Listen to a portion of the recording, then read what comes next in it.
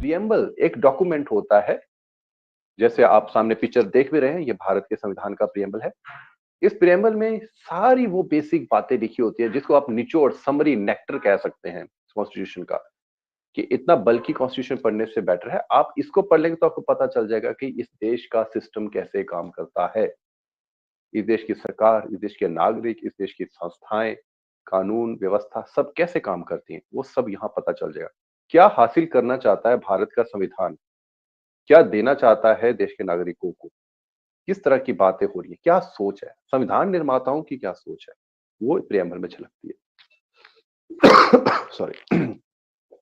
और हमारे प्रियम्बल में मैं एक बार इसको पढ़ूंगा जरूर, क्योंकि जो शब्द इसमें लिखे हैं वो हम थोड़ा सा आगे देखेंगे भी। We the people of India, अब यहाँ पे we the people of India क्यों आया? ये भारत के लोग कह रहे हैं, अपने आप को, खुद को, भारतीय लोग खुद को कह रहे हैं। We the people of India having solemnly resolved to constitute India, हम ये मान रहे हैं, ये पक्का करके चल रहे हैं कि हम भारत को क्या बना रहे हैं। Resolved to constitute India into a sovereign, socialist, secular, democratic republic and to secure to all its citizens। यहां पे मैं रुकूंगा। Sovereign, socialist, secular, democratic Republic, ये शब्द जैसे जैसे लिखे गए हैं क्रोनोलॉजिकल ऑर्डर में वैसे आपको याद रखने हैं, एग्जाम के अंदर ऑर्डर भी पूछा जा सकता है। तो सोवरेन क्या होता है? जब आप आजाद हैं घरेलू और बाहर के फैसले लेने के लिए, आपके ऊपर किसी का दबाव नहीं है दूसरे देश का कि आप ये करें या ना करें। इसकी डिटेल में आगे डिस्कस करूंगा। सोशलिस्ट का क्या मतलब है?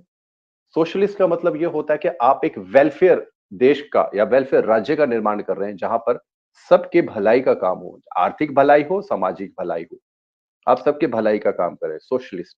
ठीक है। सेकुलर, ये धर्म से जुड़ा हुआ है। कोई भी देश जब अपने आप को सेकुलर डिक्लेयर करता है तो इसका मतलब ये नहीं होता कि वहां पे धर्म अलाउड नहीं है। सेकुलर का ये मतलब होता है कि उस देश की जो सत्ता है, उस देश के जो कानून है, वो किसी एक धर्म को फॉलो नहीं करेंगे, बल्कि अगर वहां पर उस देश में बहुत सारे धर्मों के मानने वाले हैं, मान्यता वाले हैं, उन सबका बराबर मान सम्मान होगा, उनका ख्याल रखा जाएगा। ये मतलब होता है सेकुलर का। डेमोक्रेटिक का क्या मतलब है? डेमोक्रेसी संबंधित है जब देश के नागरिकों को अपनी आवाज रखने का अधिकार होता है वोट के थ्रू, यानी कि आपको वोट डालने का अधिकार है। और डेमोक्रेटिक का क्या मतलब है? डेमोक्रेटिक का मतलब ये होता है कि जैसे हमारे देश के अंदर पार्लियामेंट्री टाइप ऑफ डेमोक्रेसी है, चुनी हुई सरकार आती है, तो चुनी हुई सरकार बनती है, चुनता कौन है? लोग चुनते हैं। कैसे चुनते हैं? वोट के जरिए। तो that is a democratic type of government. America में राष्ट्रपति चुनाव होते हैं, दैट में वहां पे प्रेसिडेंशियल फॉर्म ऑफ गवर्नमेंट है, पर होते तो चुनाव ही है ना, जनता वोट में भागीदारी लेती है। ठीक है, तो दैट इज आल्सो डेमोक्रेसी। लेकिन उनका सिस्टम प्रेसिडेंशियल है, हमारा सिस्टम पार्लियामेंट्री है। हमारा सिस्टम प्रेसिडेंशियल क्यों नहीं है? हो सकता था, बिल्कुल हो सकता था, विचार भी किया गया था इसके ऊपर कि भाई presidential system is very simple, ये बेटर है, कोई इसमें कुछ इश्यूज भी नहीं है, बहुत सिंपल सिटी है। बट हमें ब्रिटिशर्स के पार्लियामेंट्री सिस्टम की आदत पड़ चुकी थी, 190 साल वो रहे यहाँ पर, तो हमें, हमारे संविधान निर्माता को लगा अरे रहने तो ये बेटर है, हमें समझ में भी आता है, हम इसके आदी भी हो चुके हैं। That is why we opted for a parliamentary form of system. Republic, republic में हेड्स होते हैं। सो हमारे देश के अंदर हमारे देश के राष्ट्रपति हेड ऑफ द स्टेट्स हैं, हमारे प्रधानमंत्री हेड ऑफ द गवर्नमेंट है, तो दैट इज अ रिपब्लिक। और जो हमारे राष्ट्रपति है वो भी चुन के आते हैं, बेशक वो इनडायरेक्टली चुने जाते हैं पर चुन के तो आते हैं, उनके ऊपर वोटिंग होती है। ठीक है, तो हमारा मोनार्क नहीं है, हमारी राजशाही नहीं है, हमारे रिपब्लिक है। And to secure to all its citizen, अपने देश के सारे नागरिकों को हम सब जो है सिक्योर कर रहे, सुनिश्चित कर रहे हैं क्या?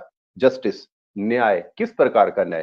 सामाजिक, आर्थिक और राजनीतिक, सोशल, इकोनॉमिक एंड पॉलिटिकल। ठीक है। सोशल का क्या मतलब होता है? सोसाइटी के अंदर सब अलग अलग तरह के डाइवर्सिटीज है, अलग अलग तरह के लोग रह रहे हैं। ठीक है, जैसा भी आप सोच सकते हैं, तो उन सबको इक्वालिटी पर लाना, सामाजिक इक्वालिटी पर लाना, तो वो काम किया जाए। आर्थिक तौर पर इक्वालिटी पर लाना, यानी कि एक लाइवलीहुड कमाने का अधिकार सबको होना चाहिए, एक डिसेंट लाइफ, एक डिग्निटी वाली लाइफ जीने का अधिकार सबको होना चाहिए। तो दैट इज इकोनॉमिक एस्पेक्ट। ऐसा नहीं कि पैसा कुछ लोगों के पास है, सबको जॉब का अधिकार है, बिजनेस का अधिकार है, अपना पैसा कमाने का अधिकार है, एवरीथिंग। ठीक है। और पॉलिटिकल, पॉलिटिकल जस्टिस, तो पॉलिटिकल जस्टिस कैसे होगा? पॉलिटिकल जस्टिस होगा जब सबको वोट डालने का अधिकार होगा, सबको अधिकार हो कि वो भी चुनाव में खड़े हो सकते हैं, वो भी सरकार का हिस्सा बन सकते हैं, जनसेवा में आ सकते हैं। फिर बात करते हैं लिबर्टी। जस्टिस के बाद आती है लिबर्टी। किस चीज की लिबर्टी? थॉट की, विचारों की, एक्सप्रेशन की, अपने आप को व्यक्त करने की, बिलीफ की, मान्यता की, फेथ की। देखिए जो बिलीफ होता है, ठीक है? ये बिलीफ और फेथ में ना बड़ा ही हेयर लाइन डिफरेंस है।